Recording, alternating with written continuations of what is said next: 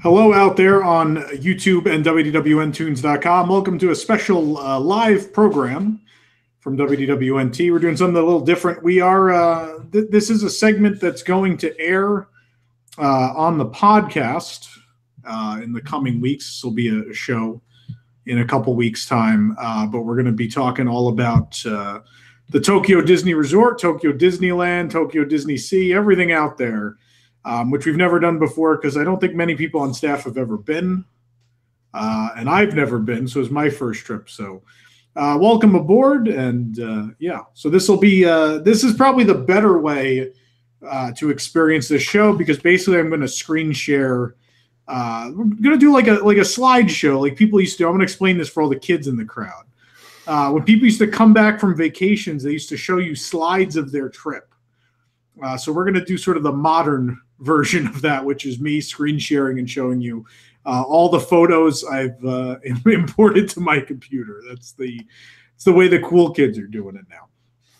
The other great thing is I have Jason Diffendahl here with me. Hey, howdy, hey. Jason's not only going to help me show some videos from the trip, but as well, Jason will be monitoring the two chats, which there's the chat on YouTube and as well the chat on WDWNtunes.com as well. The other cool thing we're going to do tonight is, as a thank you for tuning in live, two of you can win this. This is a great Tokyo Disneyland logo pin. Ooh. Yeah, isn't that great? So two of you tonight, we'll announce at the end of the show who of you out there in the chat will be winning that. But otherwise, we'll use in the chat to take questions and things of that sort. Yeah. Someone said, I want the pin. I'm sure a lot of people want the pin. It's a cool pin, right?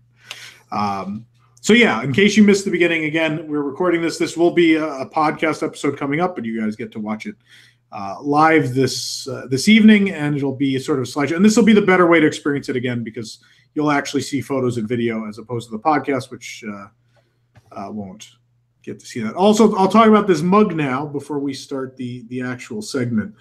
This is a really cool, it is cool, really cool mug that they had for sale. It's a Toontown mug. So you see there's the Toontown skyline.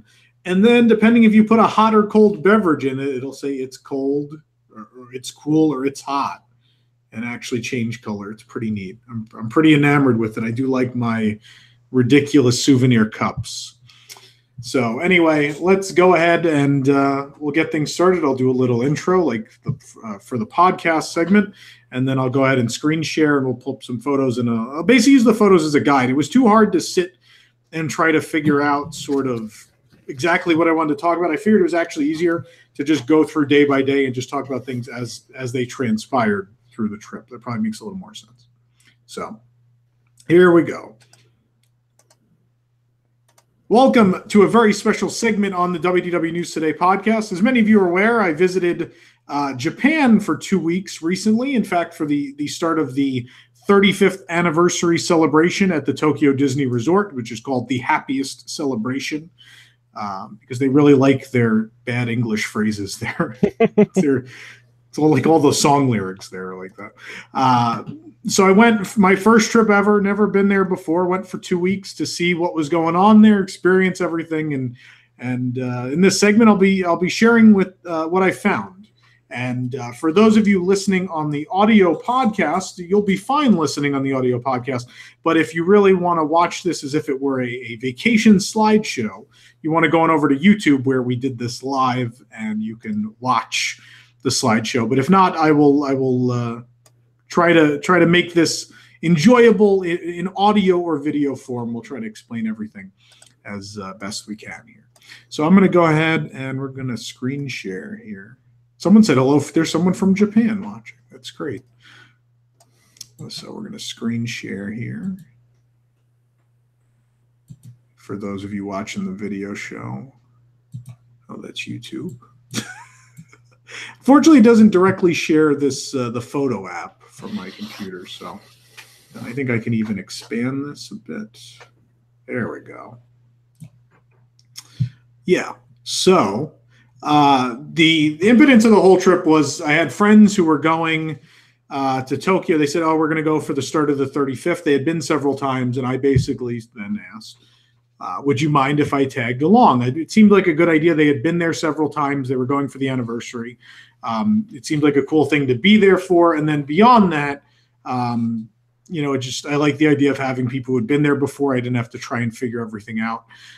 They were more than happy to be tour guides, and yeah. So let's talk about the flight. Why don't we talk about that first? Because I know that's the part that stops most people. We'll look at this blurry photo while I talk about the flight. Does that look all right, Jason? We're trying this. We've never done this before. I can sort of make out Mickey. Is it too small? It's just kind of. It is blurry. It's blurry. A blurry photo, but it's fine. It's good. What's available? Good size, yeah. And this is at the airport, so I think it makes sense. So the flight is long. I live in Orlando. I don't think that's a secret. And so what I did was, my friends lived in LA. So I flew out to LA a couple days before the trip, which from here to LA, traveling in that direction is about a 5-hour flight, depending on what happens. It's LAX, so you might taxi for a while. So it could be much longer, but we got lucky. It's a 5-hour flight. The flight from Los Angeles to, we flew into Narita. There are 2 airports you could fly into there. Haneda is closer, but Narita is typically cheaper in the Tokyo area. So we flew into Narita. It was an 11.5-hour flight. That is a long flight. That being said, it was not as bad as I thought it would be. We flew Japan Airlines, which is what I would recommend. And don't worry, just because Japan Airlines, they obviously are bilingual. They speak Japanese and English both fluently. You will not have any problems if you don't know any Japanese. And the service is generally better than most American-run airlines, which will be the theme of this evening, by the way. Japanese things run better than American things. So, yeah, it was really pleasant because, they have a ton of current release movies. You watch movies the whole time. I read I'll give a plug to our good friend Chris from TDR Explorer. I think I have a picture of the front page. He actually just came out with a guidebook for the Tokyo Disney Resort, the TDR Explorer Guide to Tokyo Disney Resort. He did a really good job with this. This was really helpful, especially for a first-time visitor. So there'll probably be things that maybe I miss in the course of this segment. So please go check out his book. He's at tdrexplorer.com. I'm sure he has a link right on the front page to get the book. It's an ebook, and it was really helpful. It was a lot of just really felt like all the information I wanted to know at that moment heading in for the first time. Not needing to get crazy in depth, just needing to learn like what do I need to know to get going right away in the parks. That being said, I did go with people who had been before, so I wasn't completely lost, but there were definitely some things I learned in the course of reading that book during the flight, which is helpful. And it didn't take, it's not a super big book. So you'd be able to get through it through just, I think like an hour and a half. I went through the book during the flight, which you have plenty of time on an 11.5-hour flight. So you should read something, maybe take your eyes off the screen for a little bit. So yeah, I didn't think the flight was that bad. Jason, I don't know, what's the longest flight you've ever done? You done more than all? Yeah, I flew to Japan. I flew to Osaka. So okay. That was actually that was a layover in San Francisco. So almost the same. Yeah. And so it's not terrible. And I don't particularly like long flights. I fly to LA a fair amount, but 5 hours could still be a lot. But obviously if you can sleep on a plane, you will be fine. If you can't, just be prepared to watch a lot of movies and have to get up several times. It's not your typical, I assume most of you listening probably visit Walt Disney World primarily. It's not going to be that 2 to 2.5 hour flight you probably take as of right now. It's a little longer, but I promise you it'll be worth it in the end. So we stayed at a couple of different hotels for transportation from the airport. The limousine bus is really great. So we took this limousine bus service. I think it was came down to it was 1,800 yen. Not absolutely correct in currency conversion, but basically if you move the decimal point over 2 places, you get a good idea of what it's costing you in American dollars. So basically around $18 US. But obviously that changes based on the exchange rate. And it was super easy. The person at the counter spoke English and Japanese. You just book it there.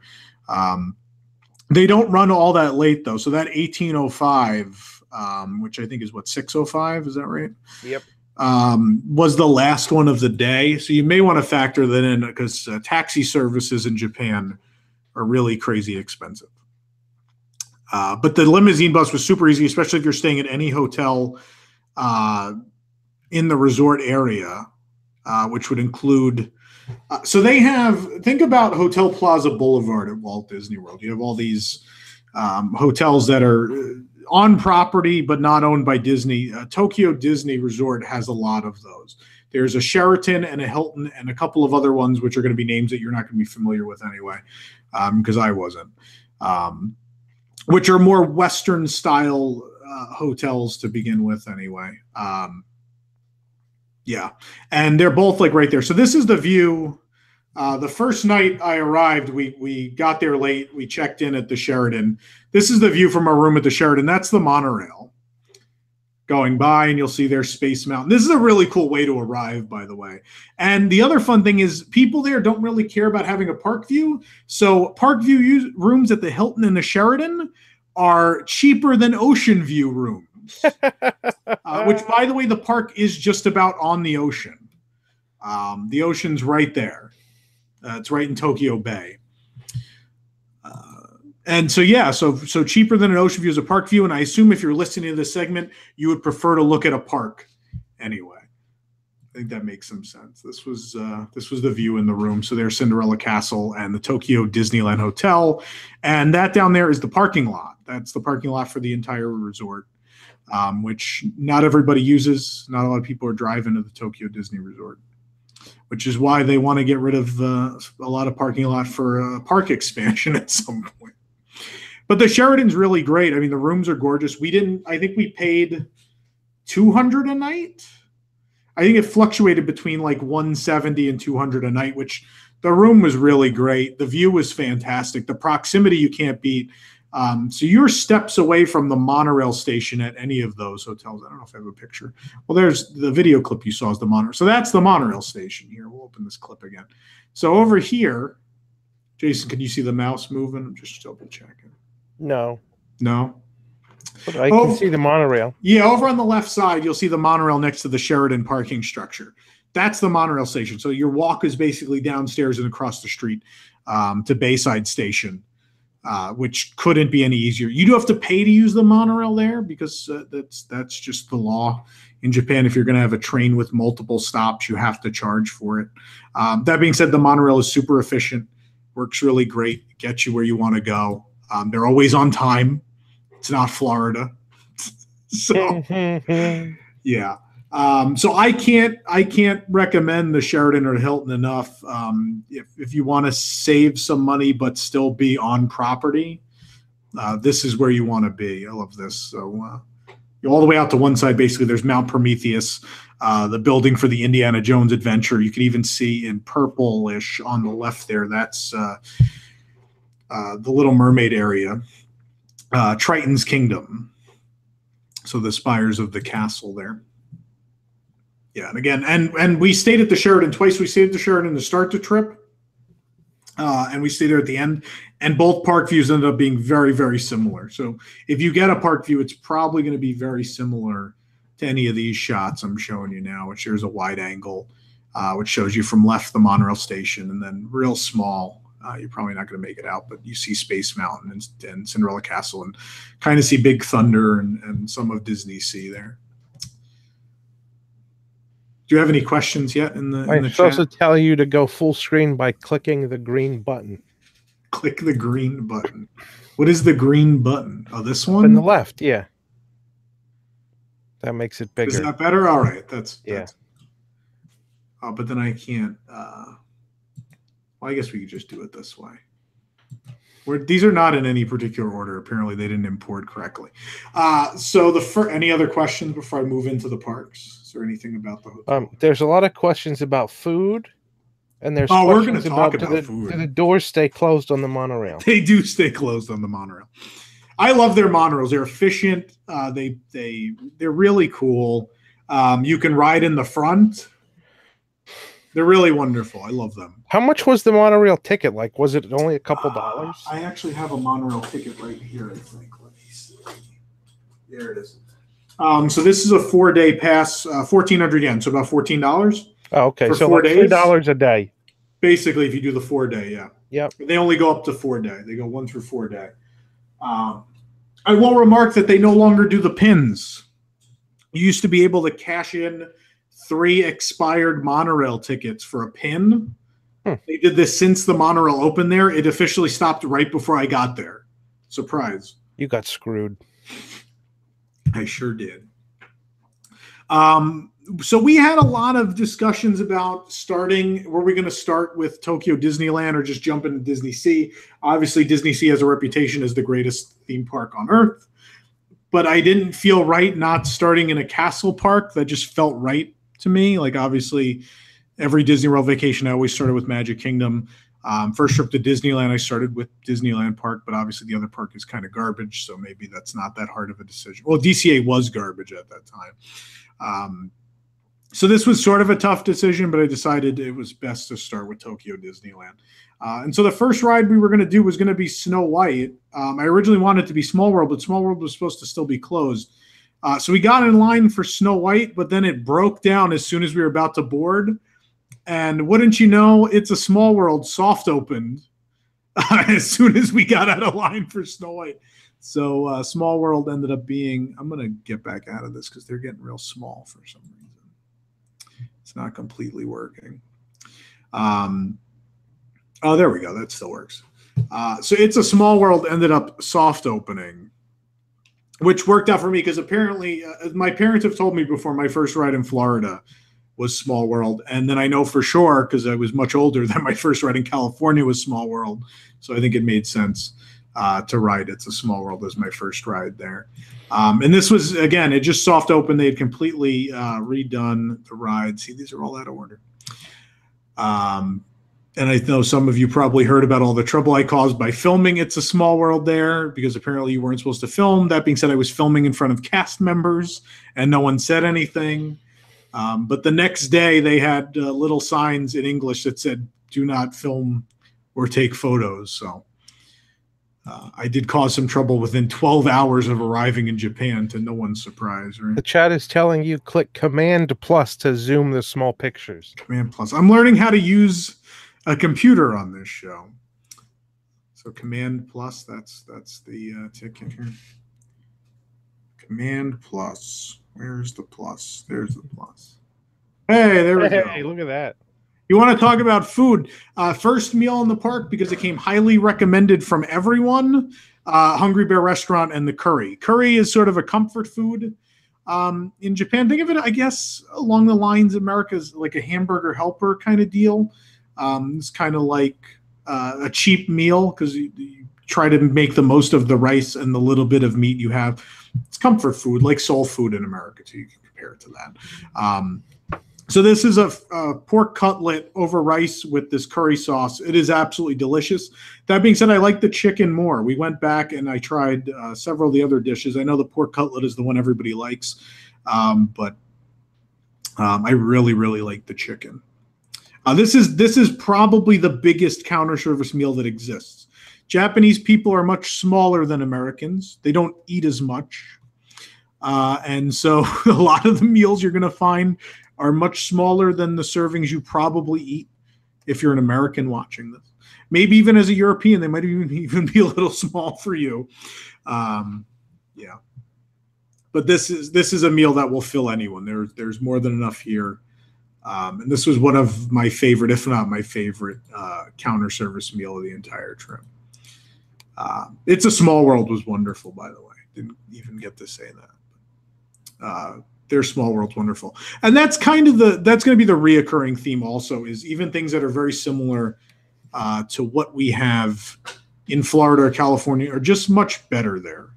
Whether it's the maintenance, the upkeep, or just little decisions they made to change those attractions from the US versions, whatever it might be. Most things are better in Tokyo. Let's see what else we got here. Oh, here's the front of the monorail. These start to go in order at some point. There's the view out the front of the monorail. That's leaving the train station. Forget the name of it. But that's the station just before Tokyo Disneyland. Obviously, you see the Tokyo Disneyland Hotel off in the distance there. Yeah, these are going to start going in order. That's helpful. There's a Tokyo Disneyland Hotel.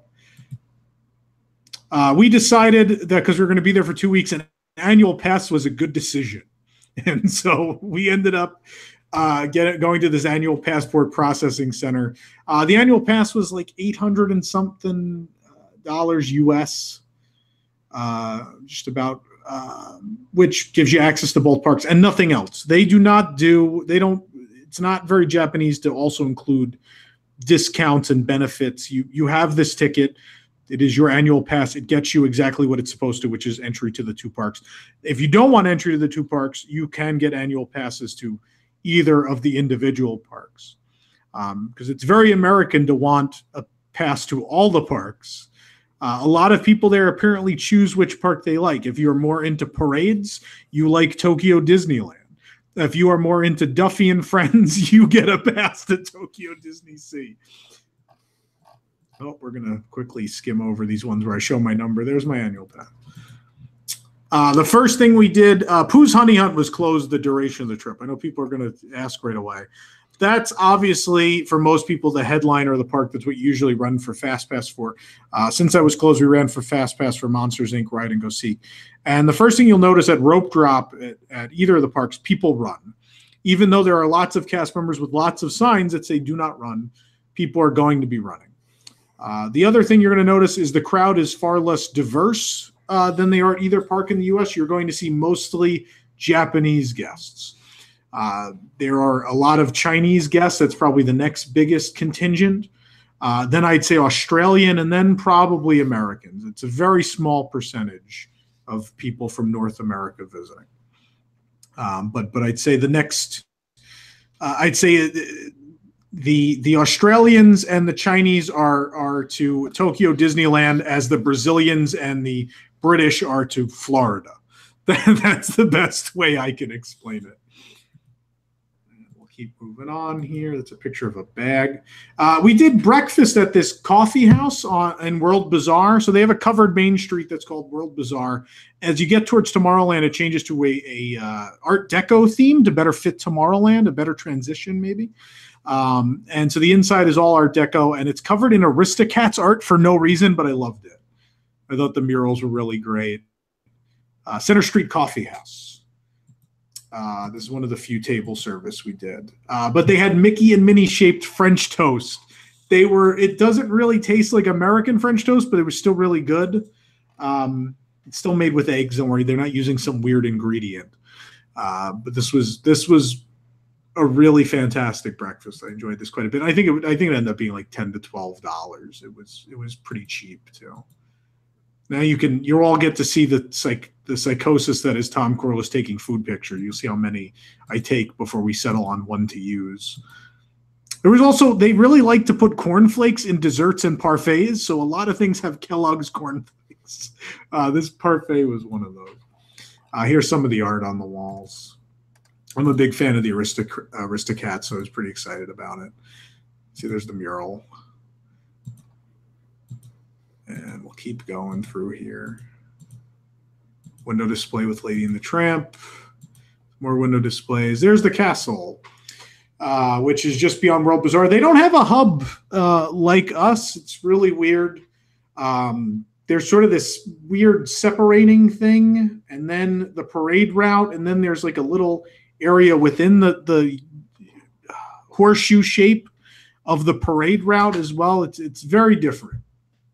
Very different. The other thing that's weird is they basically have all their original pavement in a lot of places. They never repaved or changed the style of pavement. So a lot of these photos will just look like I was at Walt Disney World in 1971. But no, that's just Tokyo Disneyland.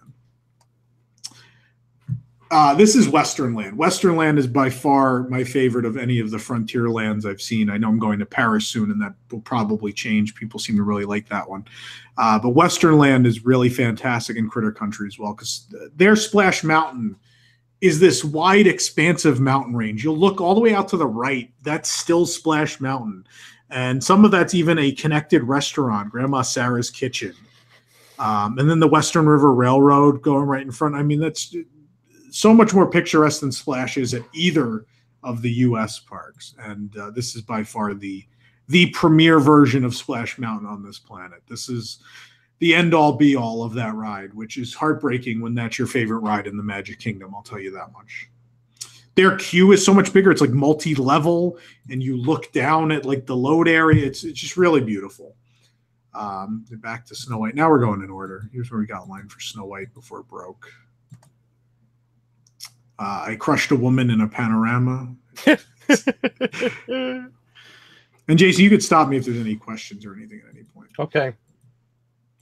Here's Small World, which again was brand new at the time we got there. They added a lot of Disney characters. Basically, it has Disneyland's facade, but in full color. A fairly unique load area. And then the ride is pretty much the Florida ride, but now with a lot of Disney characters. Also, it's the Florida ride if Florida actually maintained any of their attractions. So everything looked pristine and beautiful. It was a bizarro. A lot of the attractions, if you're familiar, super familiar with the U.S. parks, it's going to feel like you're in a bizarro land. Because a lot of things are very similar, but they just look better. Except for this part of the mural. This is hideous. I don't know who decided that Mickey and Minnie on that mural needed to happen. But there you see, this is basically the beginning of It's a Small World, but there's Anna, Elsa, and Olaf with Elsa's castle. Tom, we're about halfway through the show at this point. Great. Just so you know. No, we're going overtime. Well, we have the Wigs post show.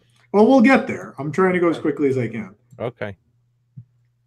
Well, that's why. Let's go back to the. Let's see if I can jump ahead a little bit here, and maybe just do some highlights rather than go through all of this. Star Tours is pretty much the same. They do have one different thing at their Star Tours, which are these hitchhiking robots, the hitchhiking droids. So there's one Captain Rex with his thumb out, but then also these two other random droids. I don't know why they decided they wanted that, but it's great. Other than that, Star Tours is pretty similar. Just this really big, expansive first room. That's a really blurry photo. I have a better one. There you go. So this really tall. It's a tall building, but Star Tours is pretty much the same otherwise. Try to get back out to the photos. Yeah, so Star Tours was not one of those attractions where, oh, this is so much better than either resort. It was pretty much on par. Yeah, so we talked about Hungry Bear already. I can't recommend Hungry Bear enough. Space Mountain was one of the 2 or 3 disappointments of the trip. So it's the Disneyland version of Space Mountain, but with no audio and no lighting effects. It's really terrible. Also, somehow the seating is tighter, even though it's the same exact ride. I don't know why. So if you are a larger American, there are a couple of attractions where you are going to be questioned about your ability to get on or to fit in the attraction. Space Mountain is definitely one of those. We were stopped out in front of the ride, brought aside, and then the cast member had to go get a device so she could translate and ask us if we'd been on the Space Mountain before. Which the person I had been with, the person I was with said they had been on the ride. I had not, but they decided it would be easier to say we had been on the ride knowing we would fit. And so we did have to cross our legs to get in the seat and pull down the lap bar. That being said, we probably should have just not rode it because it's awful. We rode it once. I may never ride that Space Mountain again. It was really terrible. While we were there, the reason we ended up there for 2 weeks really was because Happiness is Here was ending. Jason, I don't know if you have the video. You want to show that for a minute. But I don't know if we're going to stop here long enough for that to matter. Happiness is Here was the parade that debuted 5 years ago for the last anniversary, the 30th anniversary. And it was ending because the 35th was starting later in the week. And so I really needed to see this parade. I felt it was worth going out there a little early just to see this. And yeah, it was totally worth it. It's a beautiful parade. I hope the floats maybe find life somewhere else. I hope they're not just getting destroyed. Because two of the floats from Jubilation, their 25th anniversary parade, actually found their way into Festival of Fantasy at the Magic Kingdom. So hopefully a couple of floats from this maybe find their way to Disneyland or Disney World. That'd be great. Some of these might be a little too big, but the reason their parade floats are so big, more people like to see parades there, so they try to build them taller so more people can see from a distance. As you can see here, this is a pretty big parade crowd. The first several rows of parade viewing are seated, and then they'll start a standing row. So we here are at the start of the standing row of view. This is sort of on the border between Fantasyland and Westernland, which, by the way, there's zero transition between. It's a weird park. But that's Happiness is Here. I'm not going to dwell on that because it's not even there anymore. We'll get to the new parade. Stuff I bought. Ice cream. Yeah, see, things are out of order here. So we went to DisneySea the next day. I will say that DisneySea, there are a few things in life that people hype, and they meet or even still exceed the expectations people make for these things. I think Tokyo DisneySea absolutely exceeds them. It's even more beautiful and amazing in person. And I think the other concern I had was we have done fairly amazing things at the U.S. parks in recent years. I think Cars Land and Pandora and things of that size. And we always say, like, oh, those are of a DisneySea quality. We're finally catching up.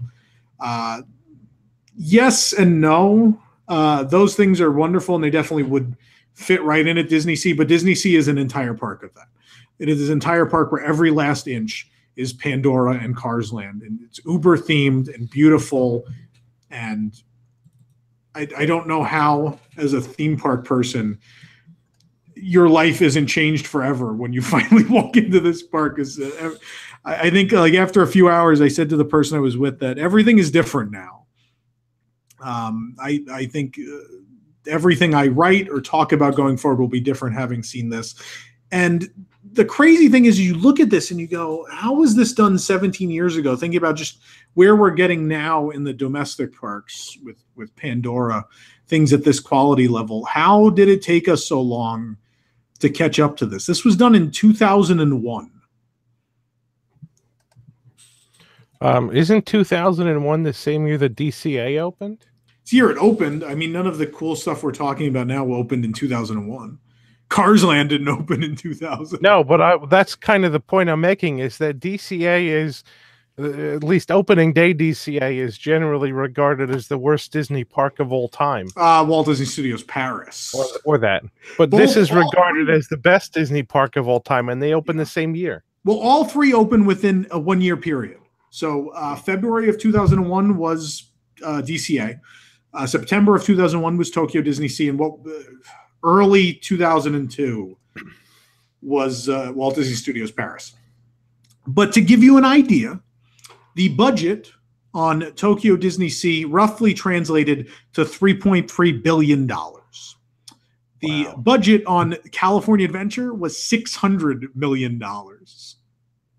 Wow. That's the difference. So it's hard to say, but the Oriental Land Company does a much better job at doing a Disney theme park than Disney does.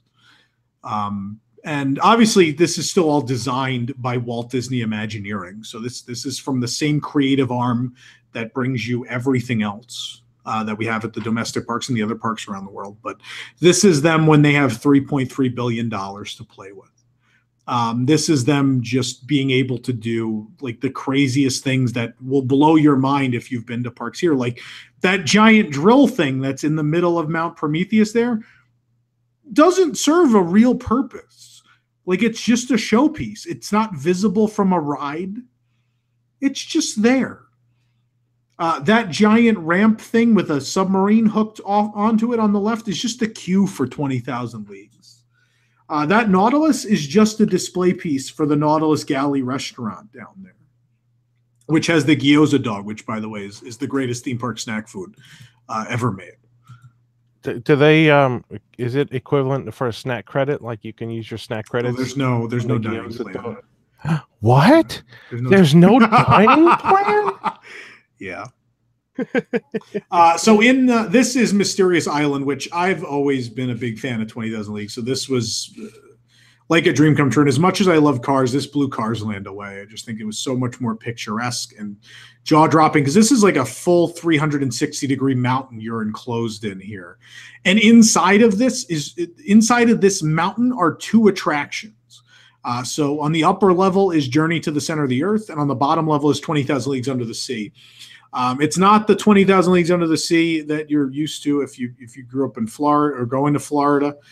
It's not actually a ride that goes underwater. It's a dark ride that pretends that you're underwater and does it so convincingly that most people are shocked when you tell them they did not go underwater.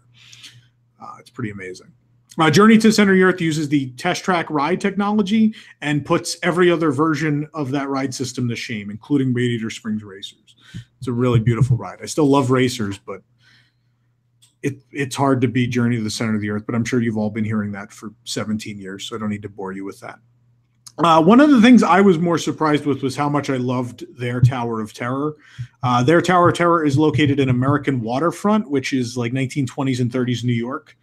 And it's the Hightower Hotel, which is a old New York hotel that is under a curse of an idol, which was collected by Harrison Hightower, who is this evil man who stole priceless artifacts from everywhere he traveled. And eventually he stole one artifact that was cursed and had mystical powers and led to his doom inside the elevator of the Hightower Hotel. And the great thing about this attraction, the story and the building are magnificent. And it's this wonderful story where they actually explain why you're there. The New York Preservation Society, New York Historical Preservation Society or something like that, has invited you there for sort of a haunted history tour. And everybody, all the cast members are in costumes for this preservation society. And she brings you into this room and tells you a little bit of story, and then she starts a phonograph. And when the cast member leaves the room, then weird things happen. So the cast members in story have no idea what's going on, but you're seeing all this weird stuff happen.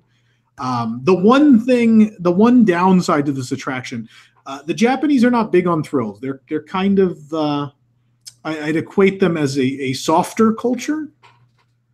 They can only handle so much in the realm of thrill. So their Tower of Terror is even less thrilling than the DCA Tower was back in the day. So it's exponentially toned down. It maybe goes slightly faster than a real elevator, which is kind of a shame when you're using this multi-million-dollar ride system. But nonetheless, the theme and the effects, the show scene and the ride will not disappoint. Even if the ride itself disappoints, it is really fantastic. I really fell in love with it. I didn't think I would. Sadly, the Shandu tail, which is a very famous snack, did not exist while I was there. And so they had this spring tail, which was a curry chicken in here.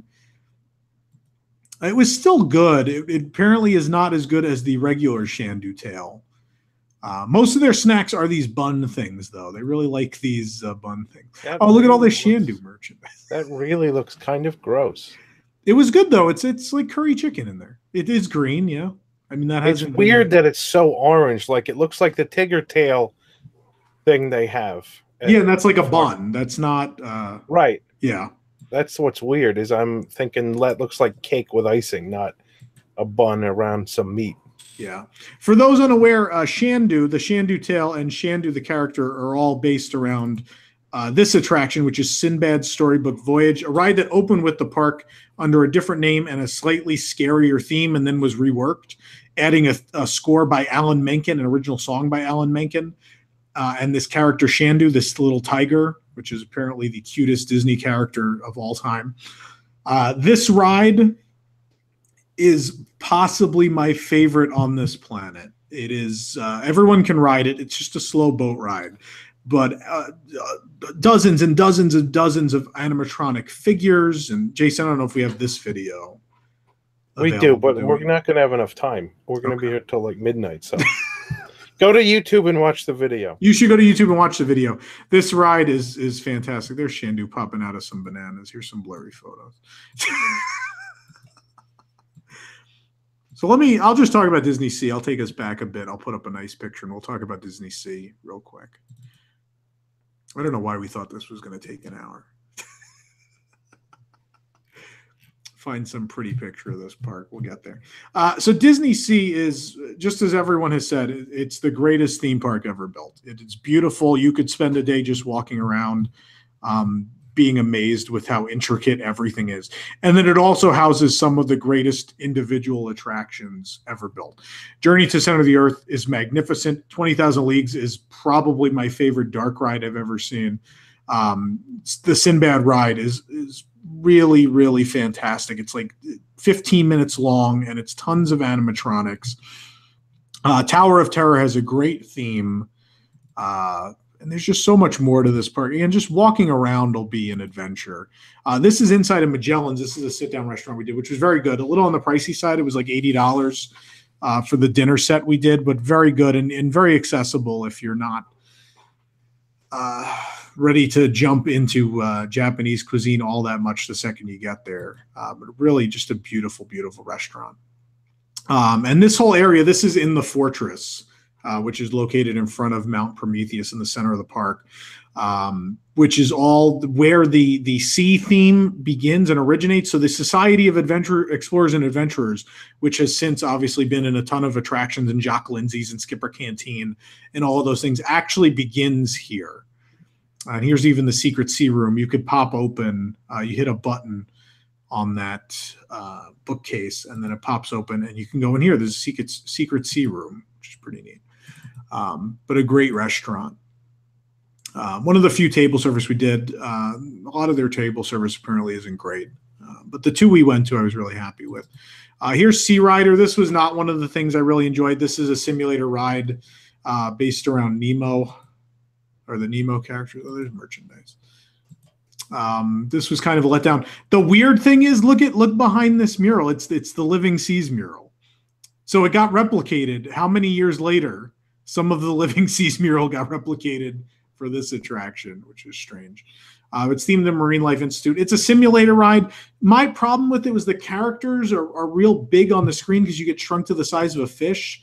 So, on other simulators, I don't know, I feel like you travel into these great expanses, these big scenes. And in this ride, you're kind of just swimming around with the fish characters. And it's all right. It's not great. One of the few disappointments, I think, of the park. But DisneySea is really amazing. There's Mermaid Lagoon. I'll pull up a little video here. This is Jumpin' Jellyfish, which exists at California Adventure, but it's outside and looks like garbage compared to this one. But look at this. Mermaid Lagoon, completely enclosed, all of these little spinner rides, but they're in this beautiful atmosphere. There's also a King Triton's Carousel show, which is kind of cool, which includes all kinds of acrobatics and animatronics and big puppets and just lots of cool things. Every land in this park is amazing. Like, I think you go to the U.S. parks and there are lands you probably don't care about. Like, a lot of people probably don't care about Bugs Land. Some people prefer, like, I prefer Adventureland to Frontierland. At DisneySea, it is hard to not like all of the lands. They all have something really fantastic going on in them. Here's some Journey to the Center of the Earth. Look at the beautiful art in the queue. Yeah, I mean, the one thing I'd say is DisneySea doesn't have a ton of attractions, but you'll want to do some of these over and over and over again anyway, so I don't think it's a big deal. Like, you're going to want to do Journey over and over and over. My suggestion is to run for Journey Fast Passes in the morning. Toy Story Mania is where most of the crowd runs. Obviously, if you visit the U.S. parks, you have no reason to do Toy Story Mania here, and if you do, I'm going to judge you very badly. Because, like, you have these things which we don't have and are wonderful, and you should see these. That being said, the Toy Story Mania building at DisneySea is magnificent. It's really pretty. It's in like a Coney Island style trolley park, and at night it's really beautiful, and it's like Main Street. Imagine Main Street at Disneyland with all the popcorn lights, but none of them are burnt out. That's that's what that looks like. Here's the gyoza dog. This is at the Nautilus Galley. There it is. It's a gyoza bun, but it's shaped like a hot dog. And do they still have paper fast passes there? They do still have paper fast pass. So you do have to run the kiosks. You do still have to do that. And here's a duck. Look at this duck that landed right on this post in Mysterious Island. Don't worry, folks. They do have ducks at Tokyo Disney Resort. Oh, I was worried about that. Yeah, see, and look, here he is saying hello. No, he's saying, give me a bite of that Give me some dog. gyoza dog. Do we have any questions? Some of those questions that I had gone through were from the chat. Do you think Shandu is the favorite character more than Duffy? No, you are all not prepared for the Duffy phenomenon. Okay. Well, that's a good time to go to these photos. So I felt I needed to see the Duffy phenomenon up close. I felt I needed to really understand it. So obviously there are whole stores that sell Duffy merchandise. The stuff they were selling, seasonally they change the costumes and stuff they sell. Right now it's Happy Marching Fun, which is tied into the 35th anniversary. So there you see there are the characters Gelatoni the cat and Duffy in their Happy Marching Fun costumes. But there is the Cape Cod Cook-Off, which is a counter service restaurant. Oh, here we go. We found it. I think it might be. Yeah, here we go. Cape Cod Cook-Off is a counter service restaurant. We can go in order here. And so half of the restaurant, you could just order food and sit and eat, which I don't recommend because all the food here is the absolute worst counter service food I've had at any Disney park on earth. On the other side, you can order food. You have to order food if you want to see the show. But on the other side, you order food and they take you to be seated. And you have an amount of time that you can stay to see some Duffy entertainment on stage. Here's some of the other thing that's big there is at counter service restaurants. There are a lot of souvenir cups and plates and things you could take home. I want you to imagine an entire country of people who collect things like Tom Corless. That is Japan. These people like to buy souvenir everything. So every counter service restaurant has souvenir stuff that comes with food. And of course, the Duffy location is no different. You see there's mugs and plates and things here. There's these little snack containers that come with like fake M&Ms. I had to buy the Gelatoni one. Here's the food at Cape Cod Cook-Off, which is terrible. I will say, this is a really sad statement, the French fries at counter service locations there are better than the French fries at counter service locations in the U.S. Really sad. The soup was fine. The hamburger / sandwiches were terrible. So these sandwiches were not good. The hamburger was one of the worst meals I think ever at any park. And you can then see a Duffy show. So they seat you. And mind you, there's not a lot of kids in this theater. It's mostly adults with Duffy plush, whether it's Duffy, Shelley May, Gelatoni, or now the ballet rabbit Stella Lou. And there are two shows that rotate through. I think it's two shows. So there's this show where Gelatoni paints. They meet Gelatoni and he paints some stuff. There he is with his paintbrush. Tippy Blue is the seagull. That's also another Duffy character. It's not as popular as the others. Here's a good picture. So this show about Gelatoni painting. All these people know all these songs. They apparently go here all the time and see this all the time. It is an experience. It is unlike anything you have ever seen anywhere else, I assure you. It is, even if the food is terrible, I think you have to see this because it's just so crazy that you wouldn't believe it exists. And again, like I said, not a lot of kids there either. It's a lot of grown-ups with Duffy plush, but that's really embraced there. No one's judgmental about it. That's normal life at Tokyo DisneySea. It's not normal to see a group of guys with Duffy plush. It's not weird in Japan. And I have, of course, embraced Gelatoni. I've chosen. You have to pick one. You can't like all of them. That's the other thing that's very Japanese. You like pick your thing. So if you like Shelley May, you buy all the Shelley May stuff. If you like Duffy, you buy all the Duffy stuff. I chose Gelatoni. This was my choice. I like him because he has a job. He's a painter. The rest of them don't really have jobs. They're kind of lazy. So, yeah. And as you see here, so they said, like, we sat at like 11:15. They wrote on the card, your table available till 12. At 12 o'clock, you have to leave because they were afraid people will sit here all day and watch these character shows. You're laughing, but it's absolutely true. So, yeah. And everybody in the park's wearing Duffy stuff. I don't know if you'd even see it just in... I wonder if we just look at like an average photo. Yep. Here you go. Right at the bottom. There's some guests wearing some Duffy and Shelley May stuff.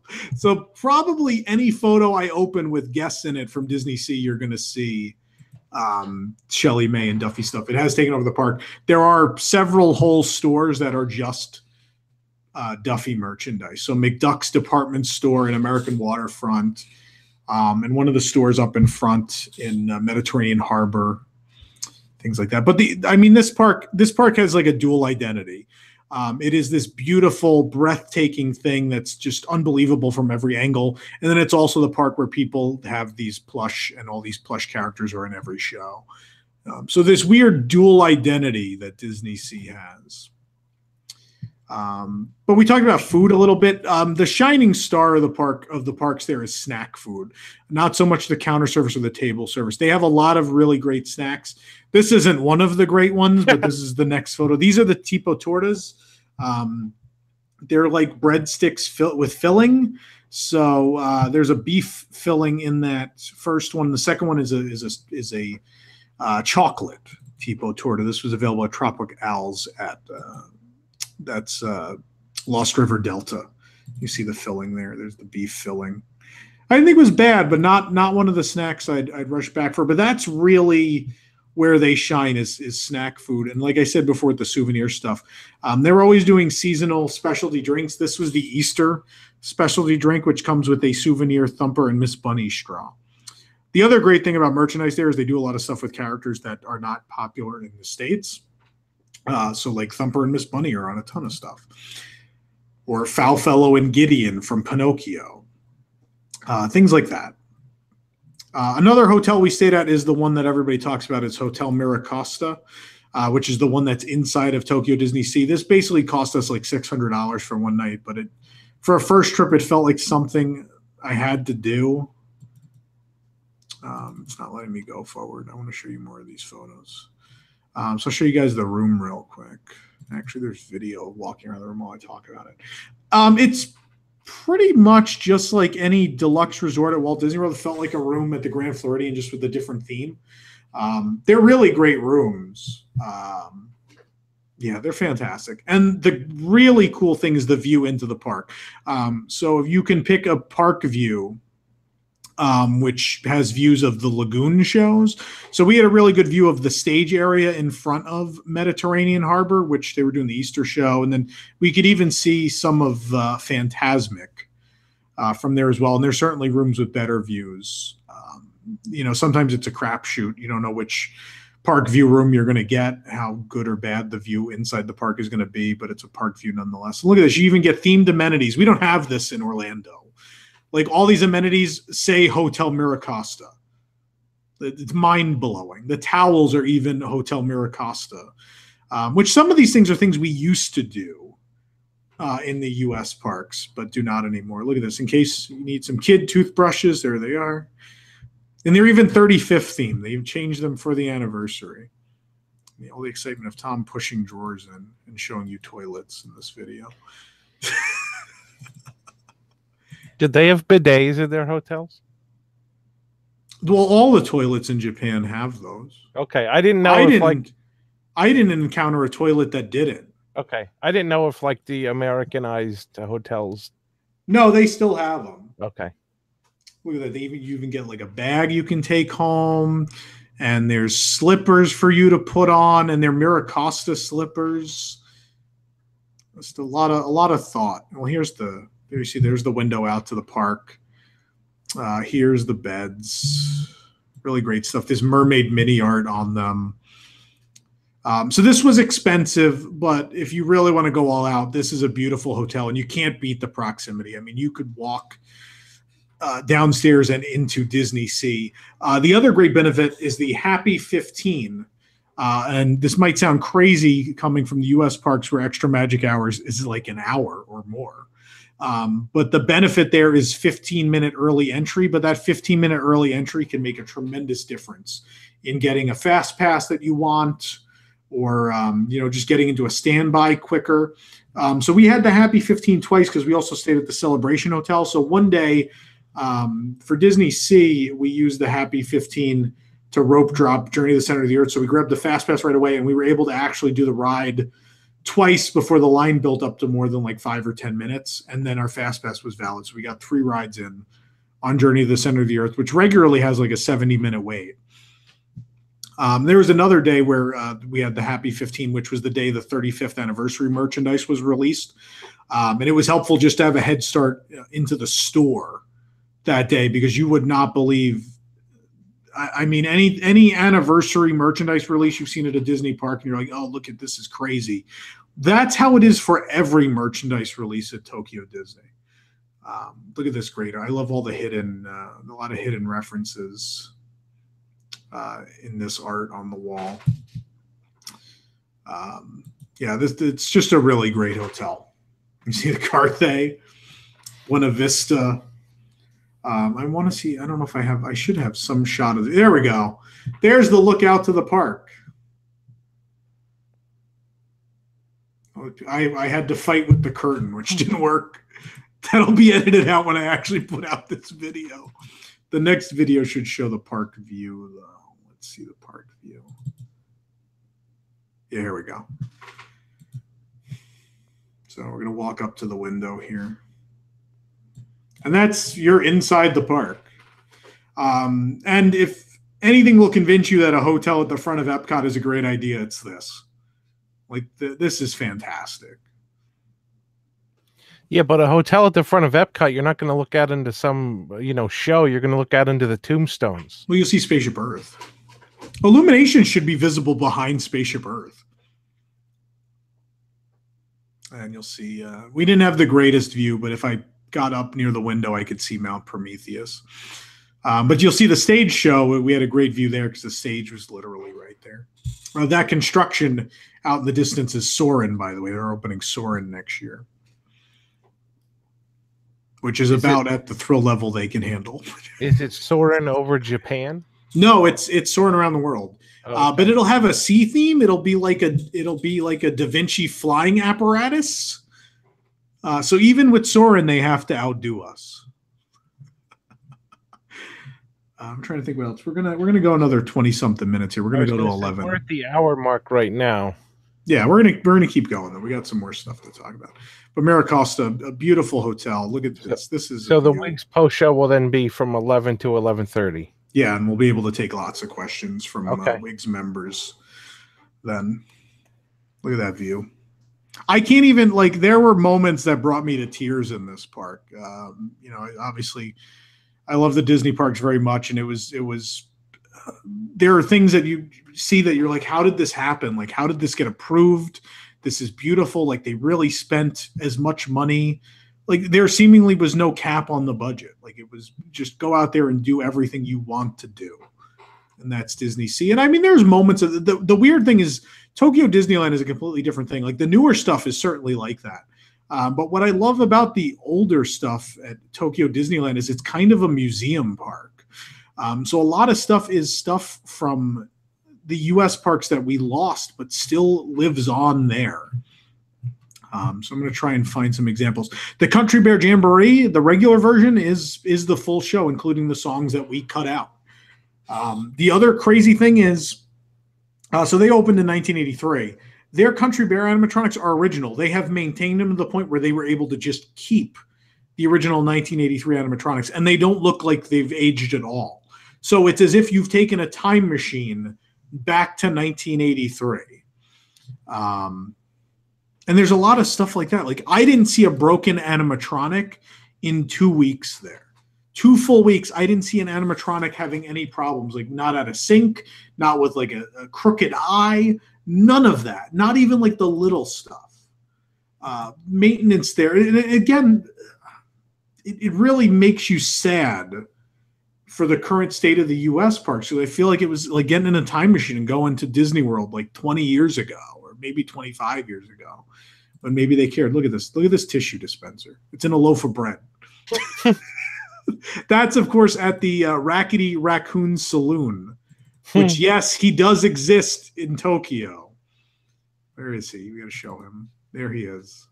In case you're ever wondering what Rackety Raccoon looked like, we didn't make him up. He's very real, and there he is. It was fun to see him. Rackety's Raccoon Saloon, which had a really great sundae, by the way. Like I said before, the snack food is great. Like, I love this. The milk soft serve is really great. And then, look, there are the cornflakes again. There's like cornflakes and brownie bits down there. This was delicious. And it had the cotton candy churro, which is the churro they're doing for the 35th anniversary, was jammed in there. So, yeah, I would say, like, just do as much snack food as you can. You need a real meal. There are a couple of counter service that are enjoyable. Plasma Rays is not one of them. Do not eat at this restaurant under any circumstances. It was awful, absolutely awful. That's at Tokyo Disneyland. It's in Tomorrowland. Follows the rule of Tomorrowland quick service. They're always all terrible. But even then, they still have like cream cheese pretzels exist, and they even come in a wrapper themed to the land you're in. Yeah, not some generic Disney Parks wrapper.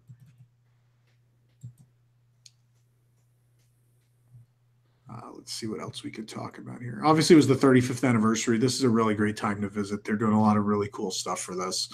The park decorations are always great. This is the big display out in front of Tokyo Disneyland.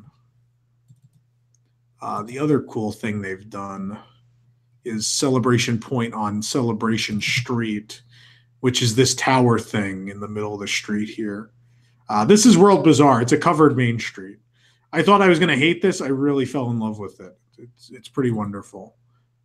Also, lifting the parade route off of Main Street helps with so many logistics issues in the park. Dreamlights is without a doubt the best nighttime parade I've ever seen. Sadly, it has the Electrical Parade soundtrack, so it's not the best soundtrack to any nighttime parade. I think I'd still take Paint the Night or Spectro Magic in that respect, but this is an unbelievable parade. It's if somebody put money into the Electrical Parade and updated it for modern audiences. I'll just show you guys some pictures. I don't even know what else to say. It's really wonderful. Saw this twice, had to. Weird seated Elliot. not on all fours. So yeah, that was great. Fantasmic was surprisingly good. Not the best Fantasmic. That's a DisneySea.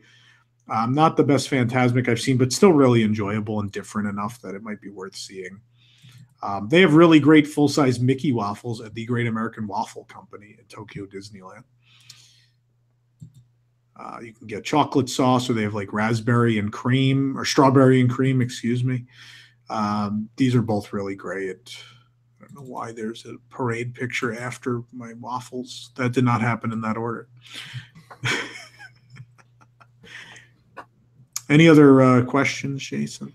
No, just people being very impressed. Of course. So they do have Cinderella Castle. It looks almost just like Cinderella Castle at Walt Disney World. There are some differences. They have like this dark stone at the bottom, so it looks a lot more aged and weathered than ours. Go ahead. Somebody wants you to talk about the popcorn. Oh, we should talk about the popcorn. Let me find some pictures of the popcorn, and we'll talk about it. So the big thing, snack-wise, their biggest thing, I mean, there's a lot of great snacks. The biggest thing is flavored popcorn. I'm going to try and find some pictures. They're not going to be in order, because obviously I didn't eat 10 different kinds of popcorn in a row. So they do a lot of flavored popcorn, and from cart to cart, you're going to find a lot of different flavors. Then some rotate out. Some have vanished. Like I think they had strawberry at one point. That no longer exists. The current flavors were they had salted, they had caramel, They had milk chocolate, garlic shrimp, curry, herb tomato. I don't know what I'm missing. There's a lot of them. Is it soy sauce? Yeah, soy sauce and butter. Mm-hmm. I think. I don't know. I'm gonna find pictures of one of these popcorns at some point. A lot of them were really great. Some, and the honey popcorn. Honey popcorn is the one everyone hyped to me for years, and it's the one I enjoyed, I think, the least. I wasn't crazy about it. Here's one of the carts. This is the cart that has the herb tomato at DisneySea, and there's a Buzz Lightyear popcorn bucket. I'm thinking because I bought the Lightning McQueen popcorn bucket because it was different from the one we have here. And it's herb tomato popcorn, which people told me I was not going to like. It was one of my favorites, actually. The garlic shrimp, which is fairly new, is fantastic. Really great. And then the milk chocolate was another favorite. Here's the Nemo churro, which is like a creamsicle churro. This is available over by Sea Rider in DisneySea. And again, the Living Seas mural is on the wrapper, which is amazing. I love that this mural has found this weird second life in Tokyo. It's amazing. Did you have any good Japanese beers? Beers. The person I was with had a lot of beer. I didn't think it was like anything life-changing. I had some really good sake while I was there, not at the park. I don't think I had any remarkable alcohol at DisneySea. Outside of the parks, there was some good alcohol, not necessarily beer, other things. Yeah, I don't know if DisneySea is really a drinking park. I don't think that's one of the things they excel at. Oh, here's the herb tomato popcorn. You can see it there. Not that there's anything tremendous in appearance about it. The fun thing, if you look at this picture, there's a perforated section towards the top. I don't know if you can see it there. So Japanese people don't eat as much as we do. So what they'll do is they'll have a little bit.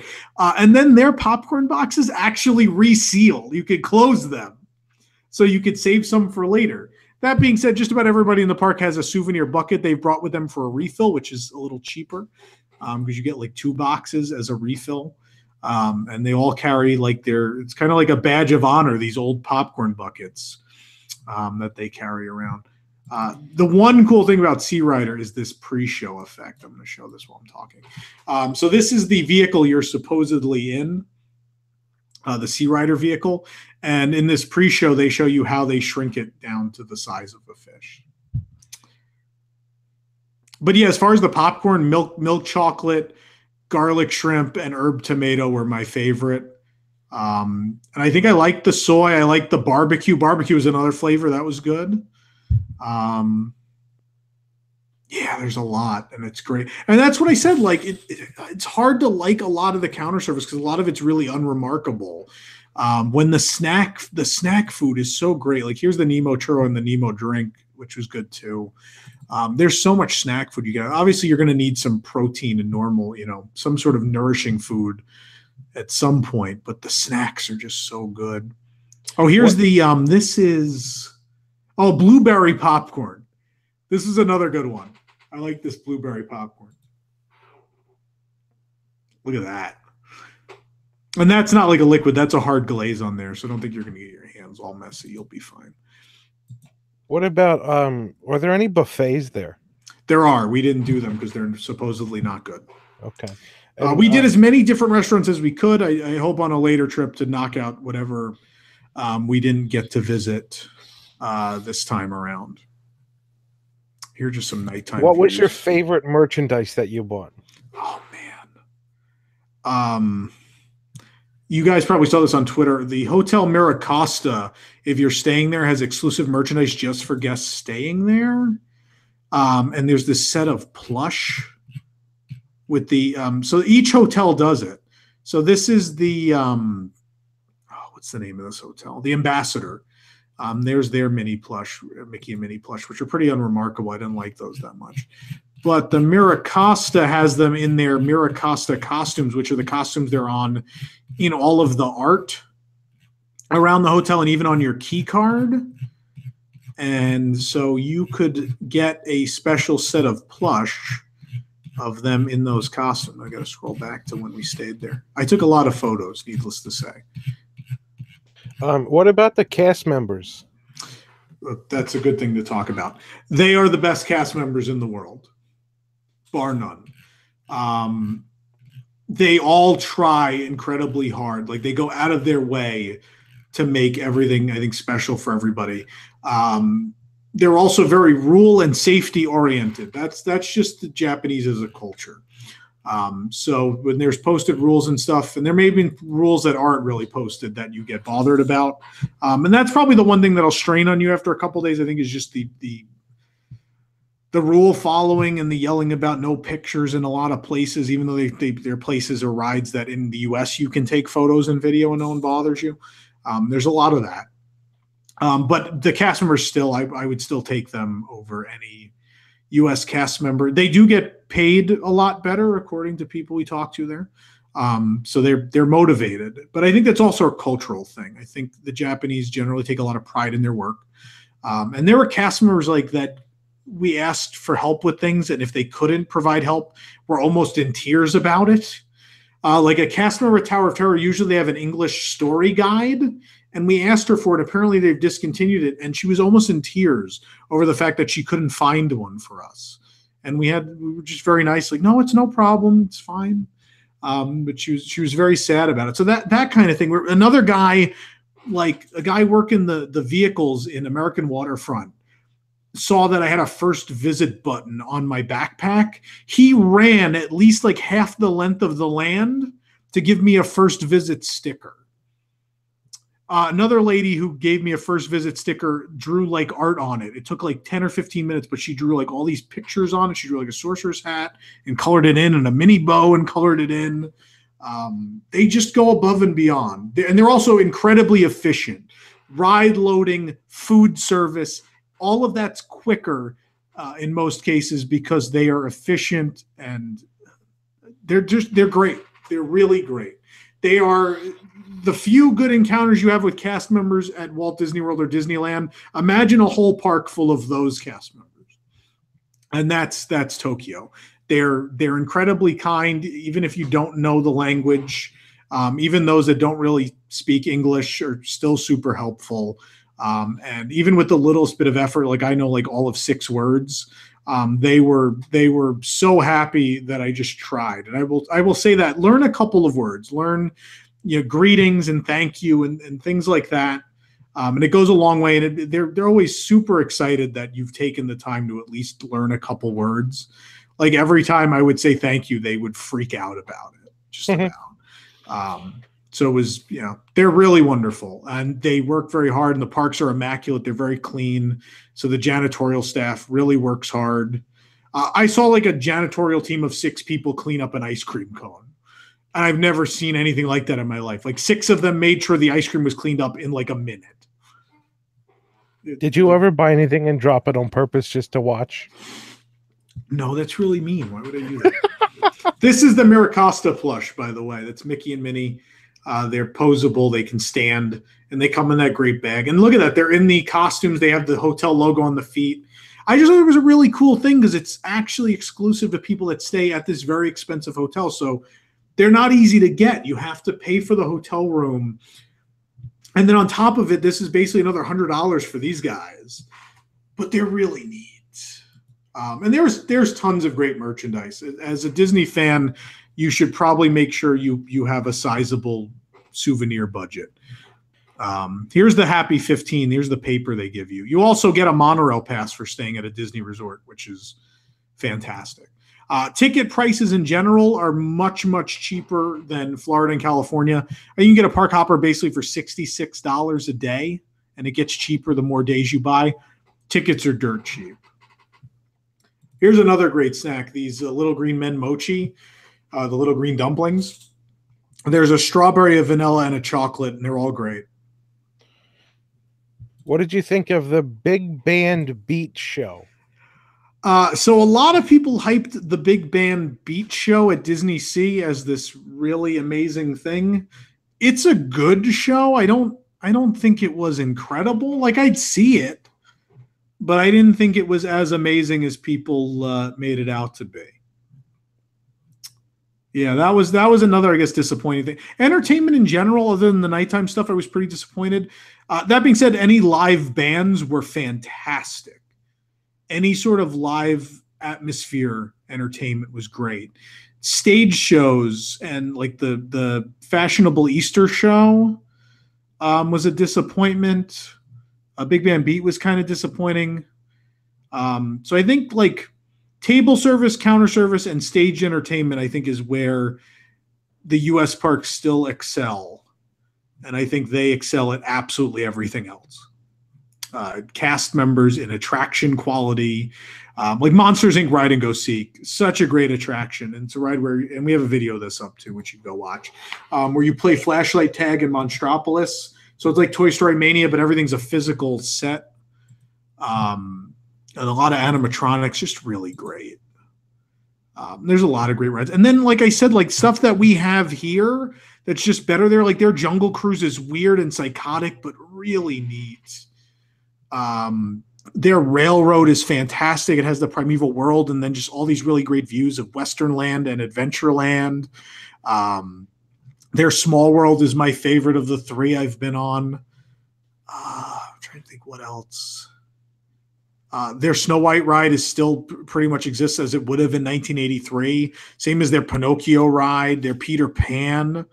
Their Dumbo is still like the original style Dumbo, like from the 70s at Walt Disney World. So like I said, that park is kind of this amazing museum piece. And then DisneySea is just this awe-inspiring work of art. And they're two very different things, but together they're a really wonderful pair. This is the Dreamers Lounge at the Tokyo Disneyland Hotel that does this really great tea service with all these biscuits and hors d'oeuvres. And this was really fantastic. It was a little bit of money, but it was absolutely worth it. It was really fun. Makes a great photo. And we were not, the other thing I love is here in the States, I take photos of food, like walking around the table and staging it and everything, and people look at me like I'm crazy. Every single group of people in this restaurant was doing the same thing, and they're not all bloggers. So food pictures and plush pictures are a way of life in Tokyo. So you'll fit right in if you really like to take food and plush photos. You won't even be looked at as if you're weird. It's absolutely the norm. Do they have character meet and greets there? Like they're way less formal. They're like out in the open. They do have a couple that you wait in a line. So like Donald and Mickey and them in a couple of locations wait in line. This is the less formal meet and greet where you kind of just all form a circle and the character will kind of welcome you in to take a picture. And yes, they do have Jose and Panchito just walking around in Lost River Delta. I think we should figure out how we're going to give away those pins and wrap this up because it's almost 11 o'clock. It is. And I mean, I've barely really scratched the surface. There's so much more to talk about. The parade, the daytime parades are both fantastic. Happiness is Here and the new parade. You can watch video of both of those on YouTube. We've got some really great articles coming up that'll be more helpful. Like we're going to do an article about why you can afford a trip to Tokyo. It's really not as expensive as you might think. We're going to do all sorts of dining reviews of all these restaurants we visited. Lots more. So, and again, there's so much more I could talk about, like just little things like Camp Woodchuck was amazing. And some of the counter service was good. We really liked Grandma Sarah's Kitchen, which is a really cute interior inside Splash Mountain. Yeah, and the attractions are so different. They basically have our original Haunted Mansion, which is crazy. Look, there's the bride. Yeah, so I think the things to take away from this are they do Disney better than we do. They still have that quality level that maybe people expect and maybe doesn't really still completely exist here. It still exists there. Everything is beautifully maintained. The cast members all really care. The parks are gorgeous, but they're also these weird museum pieces. And the snack food is really fantastic. That is what I would take away from it. And I think you have to go. As a Disney fan, you have to see it. It is the most unbelievable themed environment on this planet. Yeah, look at that. DisneySea alone is worth the trip, but there's plenty of good stuff in Disneyland. And just one last great detail to point out, like in this photo, there's so much going on. Look at the bubbles in the water. Do you see the stream of bubbles? Yep. That moves in progression as if a submarine has left the dock at Port Discovery and is traveling out into the harbor. It's really unbelievable. So, yeah, we have plenty of content to come. So if you guys have things you still want to see covered in an article or something, please let us know. But obviously, I could sit here for hours and hours and hours and go through all of this stuff. And obviously, for those of you who are Wigs members, we'll be back on in a couple minutes. So, including the potato churro, which is not a potato flavored churro; it's a churro that's made of potato. Let's tell them how to enter the contest for the pin. Do you want them to just email? Why don't we draw just somebody at random from the chat? No? Well, because I don't know everybody who's in the chat is the problem. So, like, I don't know. So what I'm going to suggest is this. If you want to win the pins, send an email, wdwnewstoday@gmail.com. Put pins in the subject and put your name and address in the email, and we'll pick 2 at random and mail them out. So that's wdwnewstoday@gmail.com. Put pins in the subject line and your name and address in the email and send it. Send those in. You've got like 5 minutes, so do it right after we get off, because we're going to cut off the entries in about 5 minutes. Yeah, and then we'll pick one and we'll send them out. So we'll pick 2. We have 2. Yeah, we'll pick 2. So 2 and you'll be surprised if you win. It'll just show up in the mail. And if nothing shows up in the mail, don't be disappointed, because it might take 6 to 8 months for you to get it. Yeah, but there you go. wdwnewstoday@gmail.com. Put pins in the subject line, put your address in the email, and we'll pick 2 and we'll send them out. Thanks everybody for listening. If there's enough demand here, I don't know whether, Tom, you think you'd want to spend like another hour talking about stuff again later. Yeah, let's see how people respond on the podcast and here, and we'll. I would gladly take another hour and a half and go through some more stuff. Yeah. Hold up the pins again so people can see. This is the pin. wdwnewstoday@gmail.com. You have to show me so I can show people the pin. And it's going to be hard to see. wdwnewstoday@gmail.com. Put pins in the subject line and your name and address in the email.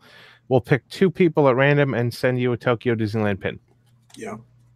Yeah, and if you want to see, if you're interested in more, if you'd want to hear another segment like this where we go into more stuff, I'd be happy to do it. So please let us know. If you want to include that in your email, just so we get some feedback, or if you're listening to this later as a podcast and you want to hear more, we can certainly do that. But don't worry, we have lots more stuff coming up. I have more videos to put up. We have 6 episodes of A Walk in the Park, which are going to be from Tokyo DisneySea. So we're going to basically take you on a walking tour of that park. And like I said before, we're going to do food reviews and all sorts of fun stuff. But those of you who are WIGS members, the WDWNT Interglobe Society, through Patreon, at all levels, we are going to come back in a few moments just for you, and we'll spend a half hour or so taking your questions and talking some more about them.